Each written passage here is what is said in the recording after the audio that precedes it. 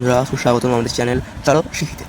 আজ আমরা মাধ্যমিক 2026-এর জন্য অত্যন্ত গুরুত্বপূর্ণ একটি প্রয়োগ 18 প্রয়োগ সাদৃশ্যতা চ্যাপ্টার পেজ নাম্বার হচ্ছে কি 252 থেকে এই প্রয়োগটি একটি বৃত্তস্থ চতুর্ভুজে এবিসি এটি অঙ্কন করেছি, যার বর্ধিত এবি ও বিসি বাহুদ্বয় পরস্পরকে পি বিন্দুতে ছেদ করে প্রমাণ করি যে পিএ ইন্টু পিবি ইকুয়াল পিসি ইন্টু পিডি। দেখো এটা হবে চিত্রটা।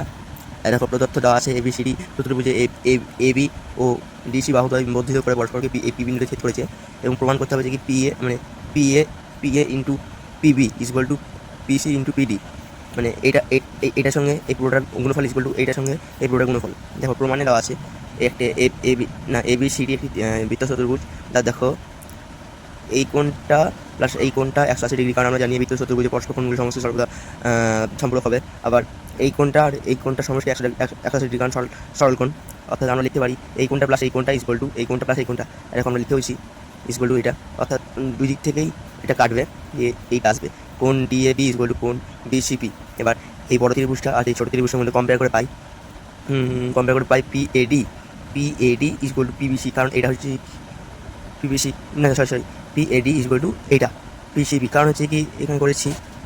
আবার অনুরূপভাবে এটা পেলাম। আবার কোণ পিএডি, আবার কোণ এপিবি আর কোণ বিসি এক কোণ।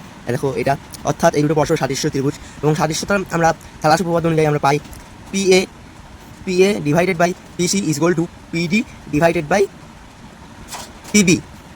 অর্থাৎ এইগুলো বজ্রগুণন করলে এই কোয়েশ্চেনটা আসবে, অর্থাৎ প্রমাণিত।